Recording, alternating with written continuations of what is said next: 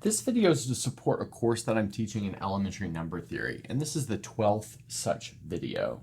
And here we're going to look at Euler's generalization of Fermat's little theorem, but we'll prove it from scratch, and Fermat's little theorem will be a corollary. Okay, so to get started, let's define Euler's totient function, which is generally denoted by phi. It goes from the natural numbers to the natural numbers. And what does it do? Well, it counts the number of natural numbers between 1 and n that are relatively prime to n. So that's the output of phi. Then we want to define something called the reduced residue system modulo n.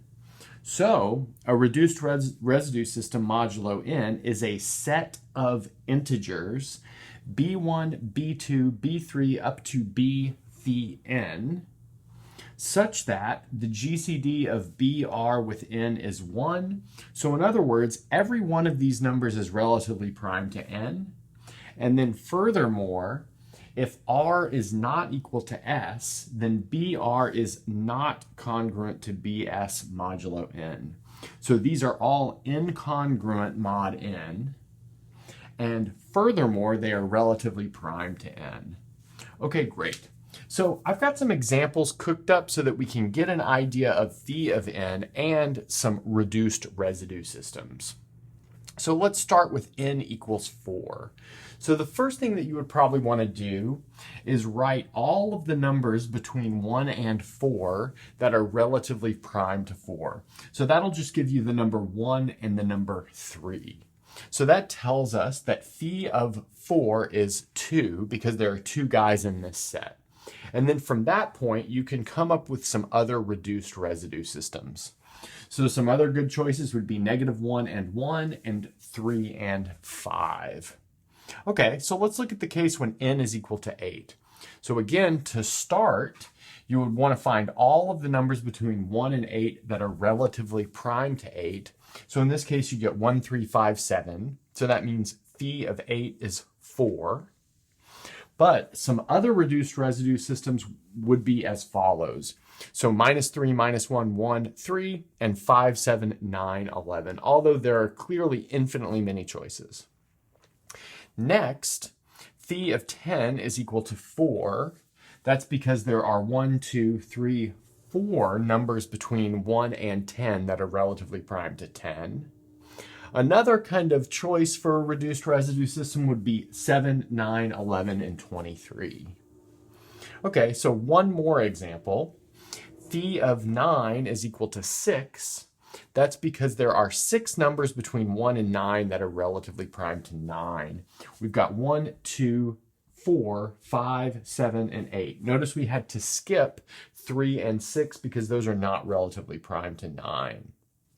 Okay, so now that we've got these examples to get us thinking concretely about these two definitions, let's prove a lemma which will help us prove Euler's theorem. Okay, so let's look at this first lemma. So we want to start with a reduced residue system modulo n, which is given by the set of integers b1, b2, b3 up to b phi n. And next, we pick any integer a that is relatively prime to n. So in other words, the GCD of a with n is 1. Then from these two parts, this integer and this reduced residue system, we can construct a new reduced residue system. And that is given by all a multiples of our original reduced residue system. So to be more specific, the set a times b1, a times b2, all the way up to a times b phi n is also a reduced residue system. Okay, so let's see how this proof goes. So the first thing that we want to show is that the GCD of any element from this new set with n is 1. So let's do that. So we'll do that with a little claim within the proof. So for all I that is between 1 and phi of n, we want to show that the GCD of a bi with n is equal to 1. Great. So that's one condition of being part of a reduced residue system.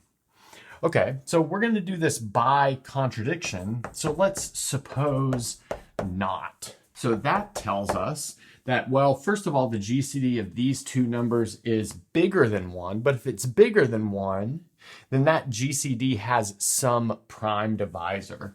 So let's say there exists a prime, we'll call it P, such that P divides A times BI and P divides N.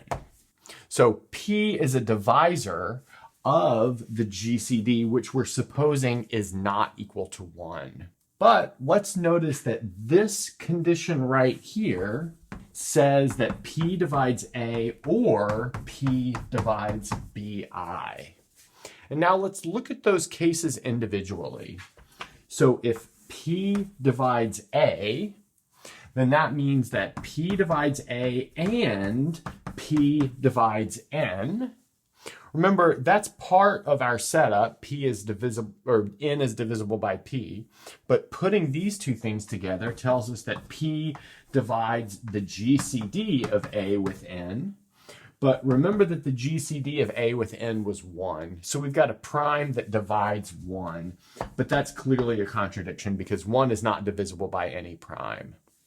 So now we move down this other branch, which is P divides BI. Well, notice P already divides N, so that means we have P divides BI and P divides N. But if it divides both of those, it divides their GCD. So we've got P divides the GCD of BI with N. But now let's recall that these B's form a reduced residue system, so we know this GCD is 1. So we've got P divides 1 again, which is again a contradiction. So what did we contradict? We contradicted this supposition that the GCD is not equal to 1, which means this GCD has to be equal to 1. Okay, so what do we have so far? We've got all of these numbers in this set are relatively prime to N. And that's the first condition that we need for this new set to be a reduced residue system. Okay, let's get rid of this and we'll prove the other condition. So far we've chosen that all of the numbers here are relatively prime to N, but we still need to show that they are all incongruent modulo N. So in other words, for all I not equal to j, where I and j come from the range between 1 and phi of n, we have a times bi is incongruent to a times bj. So how can we do that? Well, we'll start by setting up a congruence and show that that means that I is equal to j. Okay, so let's do that. So let's suppose ABI is congruent to ABJ modulo n. Okay, but then by the definition of congruence modulo n, that means that n divides A times the quantity BI minus BJ. Okay, now we can take that divisibility relationship and write it as a multiplication problem. So this means ABI minus ABJ is equal to n times k for some integer k. So that's by the definition of divisibility. Next, what we want to do is somehow use the fact that the GCD of A with n is equal to 1. And the classic way to do that is to impose some sort of Bézieu's identity. So let's pick, I'll call them x and y, which are integers, such that ax plus ny is equal to 1. So again, why is that possible? That's because the GCD of A with n is equal to 1. Now, how can we smash these two equations together? Well, we can do that maybe by multiplying this equation by x and then solving this for a times x. Notice if we multiply this equation by x, we'll have a times x here, a times x here. And then if we solve this for a times x, well then maybe we're off to a good start. So first of all, we'll solve this, leaving us with ax is equal to 1 minus n times y. And then simultaneously, we'll multiply this equation by x, leaving us with ax bi minus ax bj is equal to nxk. But now we can do some substitution. So we'll substitute this into ax in both of these equations.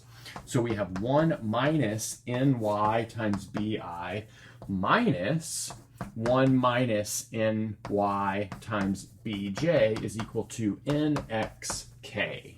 Okay, but we're about to reach some sort of problem. So let's notice that this guy will distribute through and give us a multiple of n. This guy will distribute through and give us a multiple of n. And then this guy is already a multiple of n. So that means we can rearrange all of the multiples of n over on the right-hand side of the equation and take everything which is not a multiple of n on the left-hand side. And that'll be this 1 times bi and this minus 1 times bj. Okay, so let's just do that real quick. So we'll have bi minus bj, that comes from these blue parts, is equal to n times a bunch of stuff. And I'm not going to worry about what that stuff is. Notice it's made up of xk. It's also made up of y times bj and y times bi. But the important part is it is a multiple of n. But if bi minus bj is a multiple of n, then that is the same thing as saying that bi is congruent to bj mod n. But then, because these b's make a reduced residue system, that implies that I is equal to j by this condition down here on reduced residue systems. Okay, so that's the end of the proof of this lemma, and now we're ready to prove Euler's theorem. Now, armed with our previous lemma, we're ready to prove Euler's theorem, and that says, if the GCD of a with n is 1, then a to the phi of n is congruent to 1 mod n, where again, phi of n is this Euler's totient function. Okay, so since that lemma used the notion of a reduced residue system, the proof of this theorem should probably invoke reduced residue systems. So let's let b1, b2, all the way up to b phi n be a reduced residue system modulo n. And then our lemma implies that we have another reduced residue system modulo n, and that is given by a b1, a b2, all the way up to a b phi n. It is also a reduced residue system. But let's recall what a reduced residue system is. It's a list of all possible residues modulo n that are relatively prime to n. So what does that tell us? That tells us that a b1 times a b2 all the way up to a b phi n is congruent to b1, b2, all the way up to b phi n, and that's occurring modulo n. And why is that? Well, that's because we're multiplying all possible residues modulo n just two different ways. One with our original reduced residue system, and one with our new reduced residue system built out of our original one and the number a. But let's notice that this is equal to a to the phi of n times x, where maybe we could say x is this product b1 up to b phi n. And then the right-hand side is just x mod n.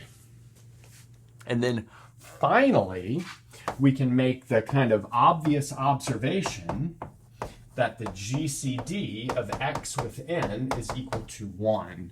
Well, that's because it's the product of a bunch of things that are relatively prime to n. But what does that mean? That means it has an inverse modulo n. We can multiply both sides by the inverse modulo n, and that leaves us with a to the phi of n is congruent to 1 mod n, which is exactly where we wanted this theorem to end. So now that we've got this taken care of, let's look at a quick corollary, which is famous in its own right as Fermat's little theorem. Okay, so as promised, we're going to look at a corollary, which is the famous Fermat's little theorem. So for this, we want to assume that we have a prime number called p and an integer a that is not a multiple of p. So in other words, p does not divide a. Then the conclusion is that a to the p minus 1 is congruent to 1 mod p. So why is this such a quick corollary? Well, that's because when you're dealing with primes, saying p does not divide a is equivalent to saying that the GCD of a with p is equal to 1. And then furthermore, phi of p is equal to p minus 1. Well, let's just think about that. You're counting up all of the numbers between 1 and p that are relatively prime to p. Well, that's clearly going to be everything except for p. So that's why we get p minus 1 there. Okay, so let's finish this video off with some examples. As an example, we're going to look at a very classic number puzzle, and that is to determine the last 2 digits of 7 to the 950. So obviously 7 to the 950 is enormous, so it would be pretty much impossible to calculate that number easily. So finding the last 2 digits is maybe as good as we can do. And how would you do that? Well, notice that the last 2 digits are equivalent to reducing this thing mod 100. That'll leave us with only the last 2 digits. Well, I want to point out that at this stage in the course, we don't know how to compute phi of 100 or phi of n easily. So instead of computing phi of 100, what we'll do is compute 7 to the 950 mod 4, and then also 7 to the 950 mod 25, and then put our final answer together using the Chinese remainder theorem. So in the future, we will have a quick way to calculate phi of n if we're given some small-ish value of n, but at this stage in the course, we don't. Okay, well, let's first notice that phi of 4 is equal to 2. So that's pretty obvious, right? And then also that 950 is equal to 2 times something. And that something is 475. Well, it's obviously a multiple of 2 because it ends in a 0. So that means we can take 7 to the 950 and rewrite it as 7 squared to the power of 475. And then use the fact that phi of 4 equals 2, applying Euler's theorem, to say that this is congruent to 1 to the 475, which is congruent to 1 mod 4. So far, we have 7 to the 950 as congruent to 1 mod 4. Now we'll figure out what it is congruent to mod 25. Okay, so first we need to calculate phi of 25. Like I said, we don't have a quick way of doing that yet. So we'll just say it's the number of the elements in the following set, 1 up to 25, minus all of the multiples of 5. And we know that we only have to subtract off the multiples of 5 because 25 is equal to 5 squared. So that's a nice trick here. And so that means we need 5, 10, 15 are gone, 20 and 25 are also gone. So let's notice there are 25 elements in this set. There are 5 elements in that set. So in the end, we have 25 minus 5, which equals 20. Okay.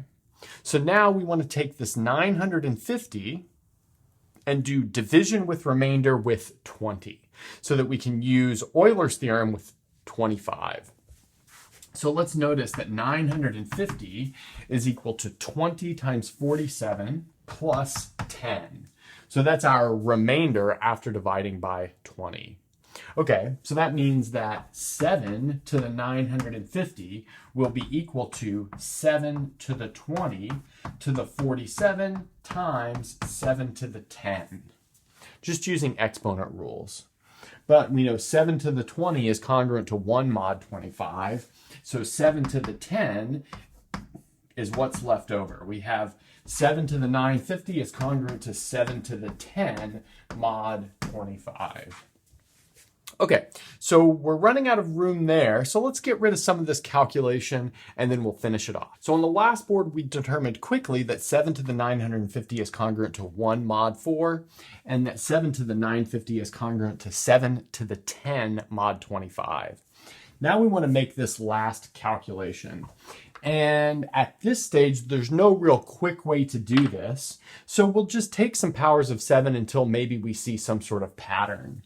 So notice that 7 to the 1 is 7 mod 25, so we don't really need to worry about that. 7 squared is equal to 49, which is equal to 50 minus 1. So that means it's congruent to -1 mod 25.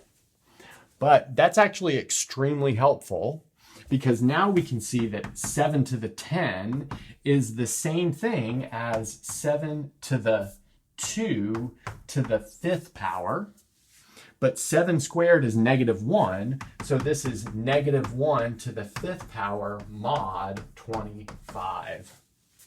But then -1 to the 5th power, well, since 5 is odd, that's going to be congruent to -1 mod 25.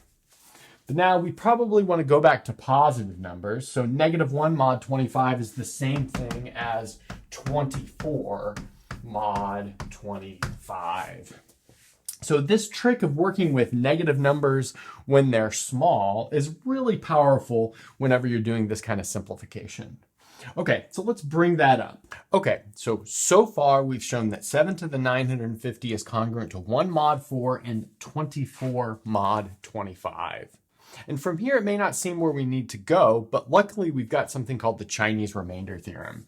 So if we take the system of congruences given by x is congruent to 1 mod 4 and x is congruent to 24 mod 25, then we can solve that with the Chinese remainder theorem, which the last video was about. So we're not going to do all of the details of the Chinese remainder theorem. But since the GCD of 4 with 25 is 1, we're guaranteed to have a solution. So I'll just say, yes, we will have a solution. And we're guaranteed to have uniqueness mod 4 times 25, in other words, mod 100. So that means we'll have exactly the solution that we need. So like I said, we won't work out all of the details. It's in the previous video, and really it's just kind of a calculation. What you'll see is that x is congruent to 49 mod 4 times 25, or mod 100. So putting all of that together, we see that our number, 7 to the 950, is congruent to 49 modulo 100. In other words, the last 2 digits of 7 to the 950 are 49. So let's maybe get rid of this, and we'll give some warm-up problems that are built off of Euler's theorem and Fermat's little theorem. Okay, so here I've got some quick warm-up problems built around Euler's theorem and all of the parts that went into proving Euler's theorem. So first, let's find 2 different reduced residue systems modulo 15. Next, let's reduce 3 to the 999,999,999 mod 7. So what do I mean by reduce that modulo 7? I mean you should output a number between 0 and 6. Okay, and then our last problem is to find the last digit of 3 to the 1,000. Okay, that's a good place to stop.